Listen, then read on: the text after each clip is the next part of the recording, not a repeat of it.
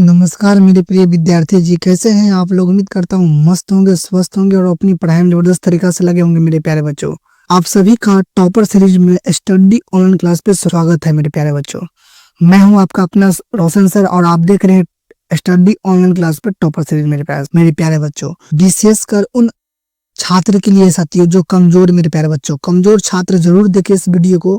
ये topper series का day number साथियों डेज नंबर 15 होने वाला है, जिसमें हम कृषि के मोस्ट इंपॉर्टेंट ऑब्जेक्टिव करने वाले हैं। मेरे प्यारे बच्चों, ये बहुत ही इंपॉर्टेंट सेशन है मेरे प्यारे बच्चों आज के लिए साथियों। तो मेरे प्यारे बच्चों, हम करने जा रहे हैं भूगोल का चैप्टर 2 कृषि के सबसे महत्वपूर्ण ऑब्जेक्टिव क्वेश्चन। याद रखिए मेरे प्यारे बच्चों, बिहार बोर्ड एग्जाम 2026 में अगर अच्छा अंक लाना है मेरे साथियों, अगर आपको ज्योग्राफी में अच्छा अंक लाना है मेरे प्यारे बच्चों, तो आपको ये प्रश्न जो हम करवाने वाले हैं वो आपको 100% आना चाहिए साथियों। तभी जाकर के आप अच्छे एग्जाम में नंबर ला सकते हैं मेरे प्यारे बच्चों। तो चलिए शुरू करते हैं मेरे प्यारे बनने की तरफ एक कदम और बढ़ाते हैं मेरे प्यारे बच्चों।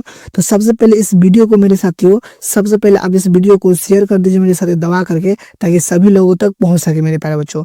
चलिए, और चैनल पर पहली बार आए हैं तो लाइक करके सब्सक्राइब कर दीजिएगा मेरे प्यारे बच्चों, और बेल आइकन को ऑल पे प्रेस कर लीजिएगा, ताकि जब भी नोटिफिकेशन आए तो आप तक तुरंत पहुंच सके साथियों। चलिए मेरे प्यारे बच्चों, प्रश्न को स्टार्ट करते हैं साथियों। एक है, निम्न में कौन सी रबी की फसल है साथियों? चावल, कपास, मोटे अनाज, चना साथियों।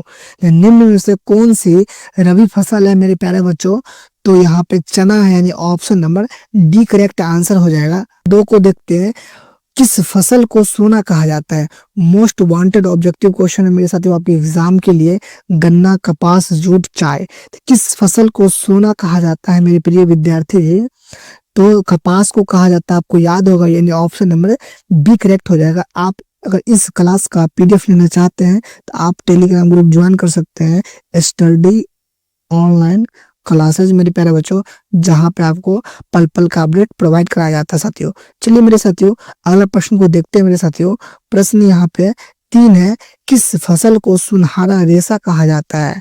सुनहरा रेशा कहा जाता है साथियों, ये 100% इम्पोर्टेंट है आपके एग्जाम के लिए साथियों। जूट, कपास, तंबाकू, रबर, किस फसल को सुनहरा रेशा कहा जाता है मेरे साथियों? तो जूट को कहा जाता है, यानी ऑप्शन नंबर ए करेक्ट हो जाएगा मेरे प्रिय विद्यार्थी जी। चलिए अगला प्रश्न को देखते हैं मेरे साथियों। 4 है, निम्नलिखित में उन कृषि प्रणाली को दर्शाता है जिसमें एक ही फसल लंबे चौड़े क्षेत्र में उगाई जाती है साथियों। इंपॉर्टेंट क्वेश्चन है। रोपण कृषि, बागवानी कृषि, गहन कृषि, स्थानांतरित कृषि मेरे साथियों। तो निम्न में कौन उस कृषि प्रणाली को दर्शाता है जिसमें एक ही फसलें लंबे चौड़े क्षेत्र में उगाई जाती है मेरे साथियों? रोपण कृषि उगाई जाती है, यानी ऑप्शन नंबर ए करेक्ट हो जाएगा मेरे प्यारे बच्चों। और यहाँ से आपके एग्जाम में 100% साथियों 110% आपके क्वेश्चन आएंगे मेरे साथियों, ये गारंटी है 100% का मेरे साथियों। तो चलिए मेरे साथियों, प्रश्न 5 को देखते हैं। शुष्क कृषि में निम्नलिखित में कौन सी फसल नहीं बोई जाती है?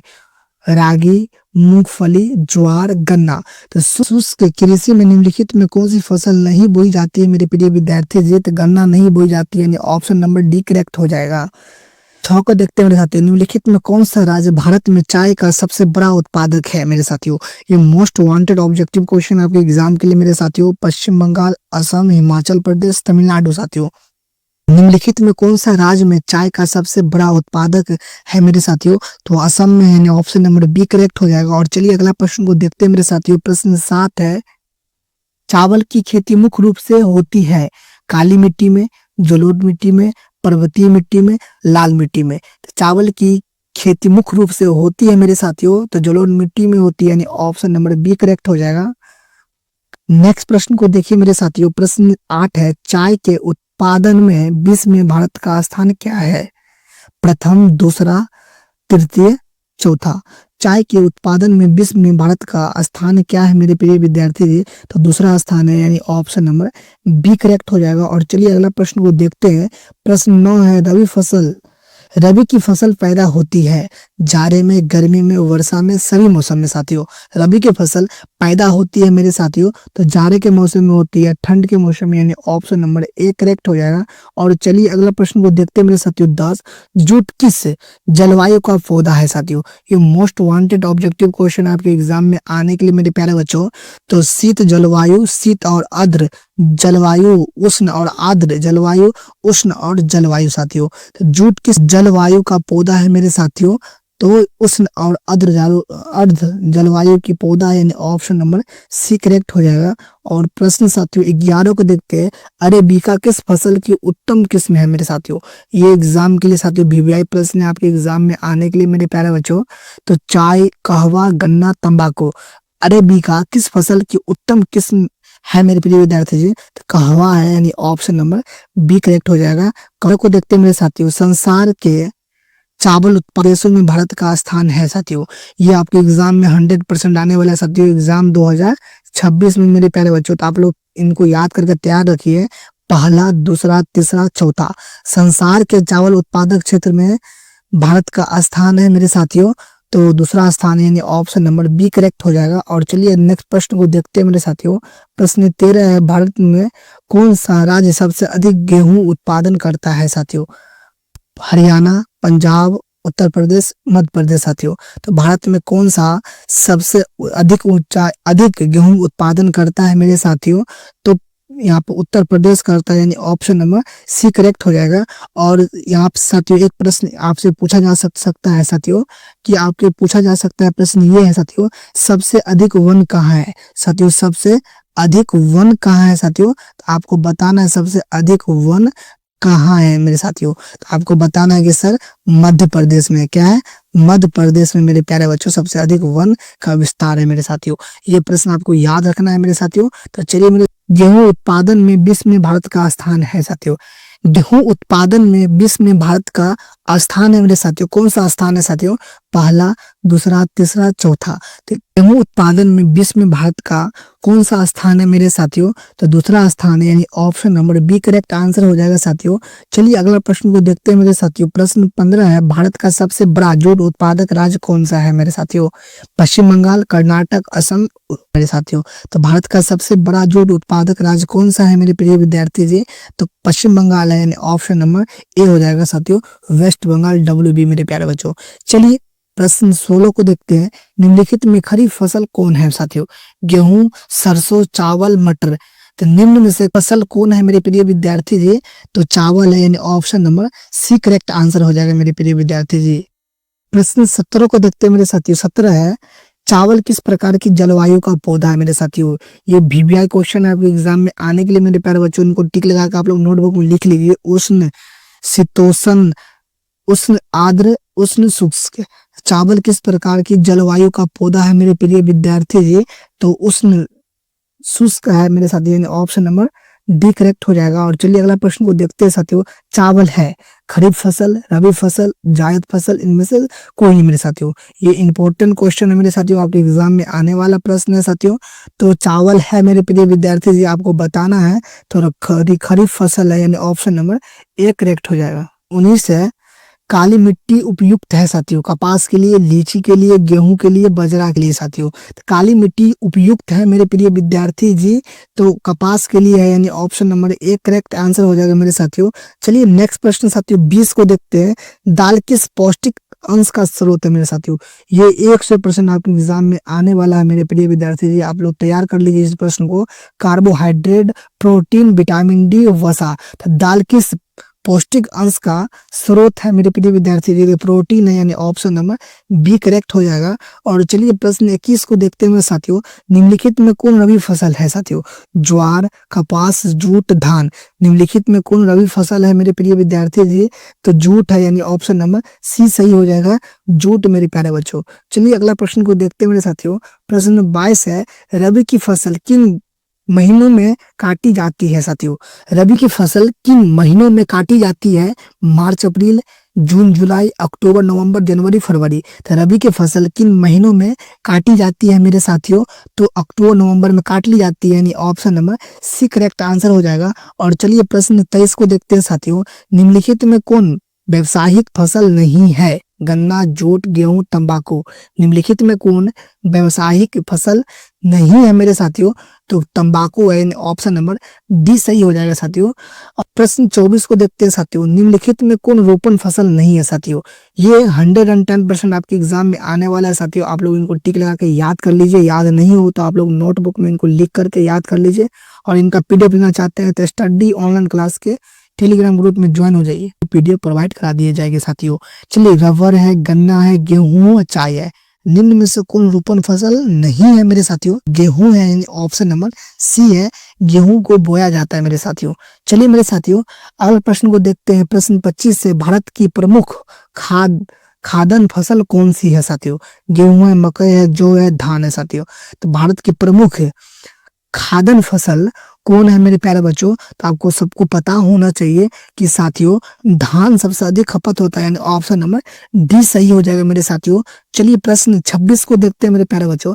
निम्नलिखित में कौन खरीफ फसल है मेरे साथियों? ये वांटेड ऑब्जेक्टिव क्वेश्चन है मेरे प्यारे बच्चों, तो आप लोग इनको याद कर लीजिए। गेहूं है, चना है, कपास है, मटर है साथियों। निम्न में कौन खरीफ फसल है मेरे प्यारे बच्चों? मटर है, यानी ऑप्शन नंबर डी सही हो जाएगा मेरे प्यारे बच्चों, मटर। साथ ही मेंडलीफ ने अपने प्रयोग के लिए किस पौधे का चयन किया था? तो आप लोग को इसका आंसर कमेंट बॉक्स में बताना मेरे प्यारे बच्चों। देखते हैं किन स्टूडेंट का सही होता है साथियों। 27 है, धान का एक प्रकार है मेरे साथियों। औस है, बोरो है, अमन है, इनमें से सभी है साथियों। धान का एक प्रकार है मेरे प्रिय विद्यार्थी जी, तो औस भी है, बोरो भी है, अमन भी है, यानी ऑप्शन नंबर डी सही हो जाएगा। ऑल ऑफ दीज मेरे प्यारे बच्चों, ऑप्शन नंबर डी सही हो जाएगा मेरे साथियों। चलिए मेरे साथियों, प्रश्न 28 को देखते हैं। निम्नलिखित में किसकी खेती में नाइट्रोजन को का स्थिरीकरण होता है साथियों? गेहूं, कपास, आलू, दलहन साथियों। निम्नलिखित में से किसकी खेती में नाइट्रोजन उर्वरकों का निस्तान स्थिरीकरण होता है मेरे प्रिय विद्यार्थी जी? तो दलहन का होता है, यानी ऑप्शन नंबर डी करेक्ट हो जाएगा मेरे प्रिय विद्यार्थी जी। चलिए अगला प्रश्न को देखते हैं मेरे साथियों। प्रश्न आपके सामने में साथियों 29, नवीन जलोढ़ मृदा का अन्य नाम क्या है साथियों? ये वीवीआई ऑब्जेक्टिव है, आपके एग्जाम में 100% आने वाला है साथियों। और खादर साथियों, रेगोर, इनमें से कोई नहीं साथियों। तो नवीन जलोढ़ मृदा का अन्य नाम क्या है मेरे साथियों? तो खादर है, option number B correct answer हो जाएगा मेरे प्रिय विद्यार्थी जी। चलिए अगला प्रश्न को देखते हैं मेरे प्रिय विद्यार्थी जी। प्रश्न 30 है, वर्षा ऋतु में बोई जाने वाली फसल है साथियों। जायद, खरीफ, रबी, इनमें से कोई नहीं साथियों। तो वर्षा ऋतु में बोई जाने वाली फसल है साथियों, सबको पता है कि रबी फसल है, ऑप्शन नंबर सी सही हो जाएगा, रबी फसल मेरे प्यारे बच्चों। चलिए अगला प्रश्न को देखते हैं मेरे साथियों। ब्रिटेन के सहयोग से कहाँ लो इस्पात उद्योग बनाया गया मेरे साथियों? बोकारो, राउरकेला, सेलम, दुर्गापुर साथियों। ब्रिटेन के सहयोग से मेरे साथियों कहाँ लो इस्पात उद्योग बनाया गया था मेरे प्रिय विद्यार्थी जी? तो दुर्गापुर में बनाया गया था, यानी option number D correct answer हो जाएगा मेरे साथियों। अभी तक साथियों अगर वीडियो को लाइक नहीं किया तो वीडियो को लाइक कर दीजिए साथियों। आप बताइए मेरे साथियों कि आप लोगों का 31 में अभी तक कितना सही हो चुका है? सब आदमी कमेंट बॉक्स में अपना अपना स्कोर मेरे साथियों बताइए कि आप लोग 31 में कितना सही कर पाए हैं अभी तक साथियों। चलिए मेरे साथियों, प्रश्न 32 को देखते हैं। निम्न में से कौन रोपण फसल का उदाहरण है साथियों? रबर है, चाय है, गन्ना है, सभी है साथियों। तो मेरे साथियों निम्न में से कौन रोपण फसल का उदाहरण है मेरे प्यारे बच्चों? तो रबर भी है, चाय भी है, गन्ना भी है, यानी उपयुक्त सभी हो जाएगा, यानी में से सभी, यानी ऑप्शन नंबर डी करेक्ट हो जाएगा। और चलिए अगला प्रश्न को देखते हैं मेरे साथियों। प्रश्न आप 35 है, निम्न में कौन दलहनी फसल वायुमंडलीय नाइट्रोजन का विकरण नहीं करती है? चना, मटर, मूंग, राजमा। निम्न में से कौन दलहनी फसल वायुमंडलीय नाइट्रोजन का स्थिरीकरण नहीं करता है मेरे प्रिय विद्यार्थी जी? तो राजमा नहीं करता, यानी ऑप्शन नंबर डी करेक्ट हो जाएगा। और चलिए नेक्स्ट प्रश्न को साथियों देखते हैं। 33, निम्न में पुरानी जलोढ़ मिट्टी कौन है साथियों? खादर, बांगर, लेटराइट, इनमें से कोई नहीं। निम्न में पुरानी जलोढ़ मिट्टी कौन है मेरे प्रिय विद्यार्थी जी? तो इनमें से कोई नहीं है, यानी option number D correct answer हो जाएगा। 35 है, निम्न में कौन कृषि आधारित उद्योग नहीं है? चीनी उद्योग, चमड़ा उद्योग, सीमेंट उद्योग, वस्त्र उद्योग। निम्न में से कौन कृषि आधारित उद्योग नहीं है मेरे प्रिय विद्यार्थी जी? तो सीमेंट उद्योग नहीं है, यानी ऑप्शन नंबर सी सही हो जाएगा मेरे साथियों। 31 है, किस भाग में मैंग्रोव वन का सबसे अधिक पाया जाता है साथियों?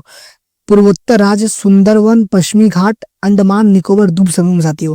किस भाग में मैंग्रोव वन सबसे अधिक पाया जाता है मेरे प्रिय विद्यार्थी जी? सुंदर वन में पाया जाता है। ऑप्शन नंबर बी सही हो जाएगा। आप लोगों को बताना है कि सुंदर वन मेरे साथियों, सुंदर वन कहाँ है साथियों? सुंदर वन मेरे साथियों कहाँ है? आप लोगों को बताना है मेरे साथियों कहाँ पे है साथियों। चलिए नेक्स्ट प्रश्न को देखते हैं मेरे प्रिय विद्यार्थी जी। प्रश्न 37 है, निम्न में से कौन भारत में सर्वाधिक चाय निर्यातक पतंग है साथियों? कि कलकत्ता, पारादीप, मुंबई साथियों। निम्न में से कौन भारत में सर्वाधिक चाय निर्यात है मेरे साथियों? तो कोलकाता है, यानी option number B correct answer हो जाएगा मेरे प्रिय विद्यार्थी जी। प्रश्न 38 को देखते हैं मेरे साथियों। रस प्रकार है मेरे साथियों, ये एमबीबी है, ऑब्जेक्टिव क्वेश्चन मेरे साथियों, आप इनको याद कर लीजिए। गेहूं का, धान का, मक्का का, बाजरा का।